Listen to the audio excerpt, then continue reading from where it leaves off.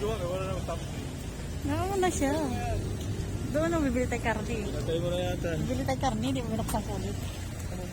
Ikaw na lang. Kami ng karne dito baka. Ayun. Halagang 300. Halagang 300 ba yan? Walang taba, no? Nauubos hapon na kasi, no? Umaga lang yun, eh. Doble na ito, malayo pa kanina. Yan, no? Binigay ni ate, 100 lang. 6 na piraso.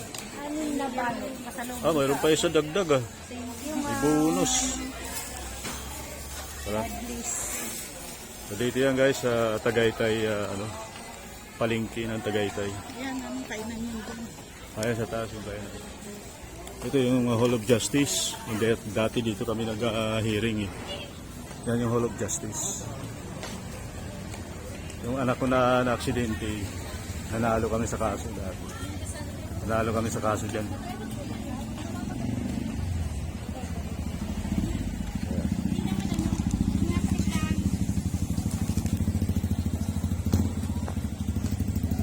Pauwi na kami.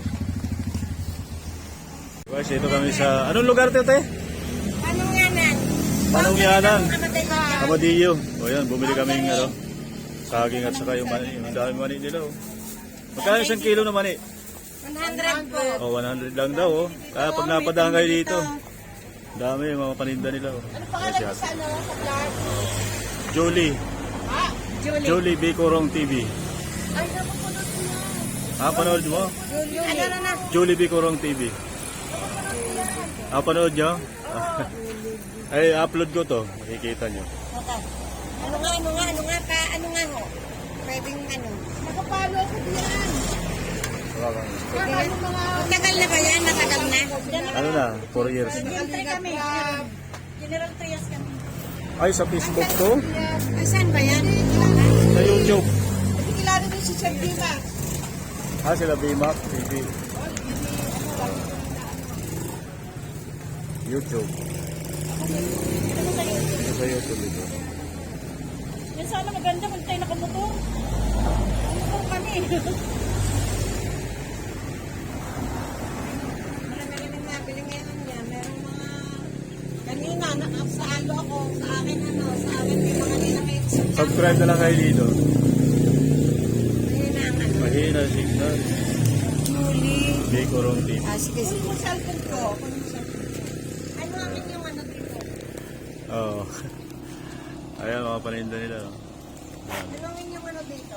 Ayan, yun. Hindi yung profile. Yung profile. Mahina signal kasi. Ang dami lang paninda. Paano saging, oh. Yung isang buwig niya, magkano? Lalo mo sa isa.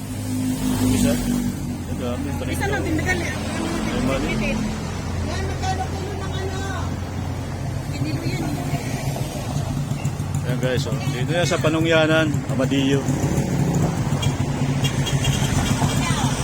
Nakita niyo po sa Panungyanan. Subscriber ko pala yun, yung may-ari ng nakasubscribe pala sa channel ko. So ito ba, na